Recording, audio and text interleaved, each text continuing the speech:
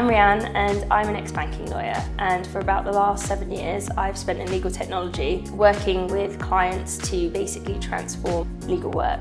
I helped set up the Legal Tech team at Osborne Clarke, and we mainly worked with in-house teams to digitally transform their work and some of the work Osborne Clarke were doing, and then joined Echo at the tail part of last year.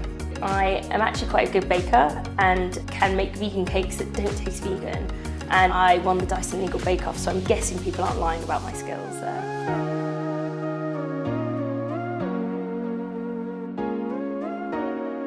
I've always been interested in doing things in a better way, and I was given the opportunity at Osborne Clarke to do a secondment to their knowledge team when they first got their licence for Contract Express and looking to automate banking documents. I'd spent time in my past building a website as a teenager and had done some coding courses during lunch times as a banking lawyer, so I had the right kind of background to give this a good shot. What I found was secondments were a really good way it's a low risk way of getting into tech without having to lose all my legal skill set. And so, if you suddenly decide that it wasn't quite for you, actually, you can go back to your old job and all you've done is learn some new skills. But for me, that was a real trigger to say, I really enjoy doing this.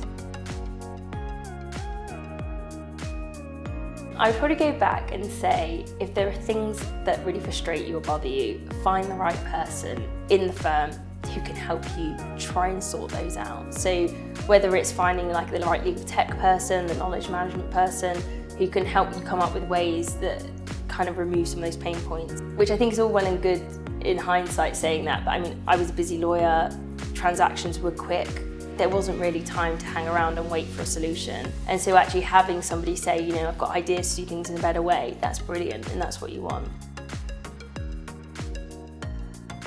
I always really enjoy the projects where I'm working closely with in-house legal teams and you feel like you're an extension of them.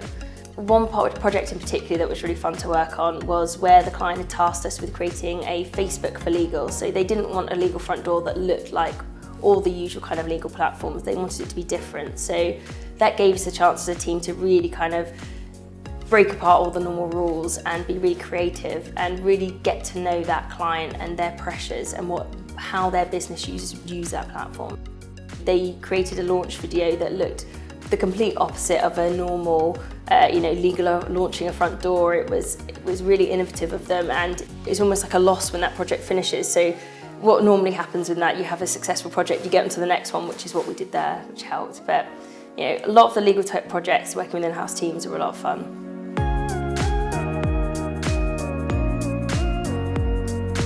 I'd say it's changed quite a bit in the last 10 years, particularly when you think about technology being used by everyone, not just within the legal part of the transaction, but the wider industry itself. You'll find now that lots of fintechs have come onto the scene.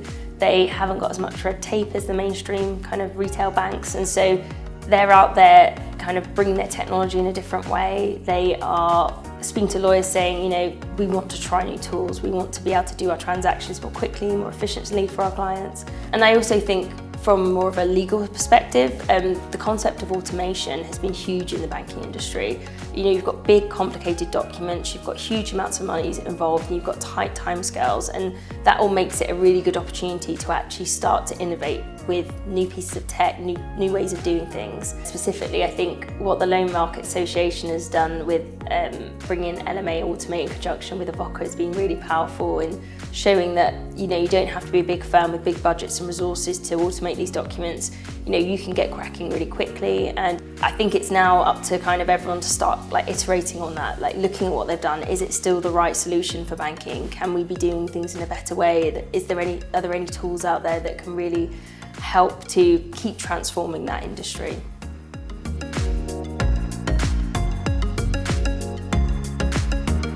I would always say start small and start simple. You don't have to have everything planned out at the outset. I think a lot of people get a piece of legal tech and they want to create something that will take from the start of a transaction all the way to the end. It will have a playbook in it, it will do all the magic. And actually, the things that make the most difference are those small iterations and small steps forward for a team. For example, getting all of your contracts into one place and saving some information about them.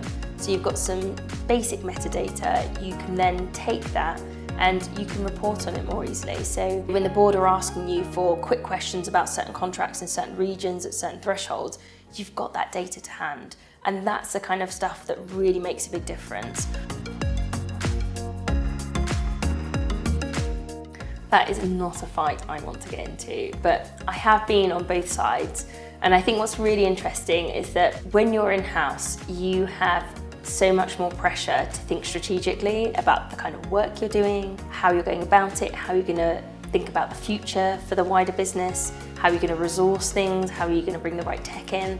And so in a way, being in-house, you've got so much more to think about than just the legal work. And so I would say that, not whether private practice or in-house wins, but definitely I think it's really worthwhile for people to see both sides of that coin. And so for private practice to have some comments in-house and to really understand that life goes beyond their individual matter that they're working on, and that there's a bigger picture there. And also for in-house to understand that when private practice lawyers aren't perhaps delivering what you want, to see what it's like in their world, to understand kind of where they're coming from and why that might happen.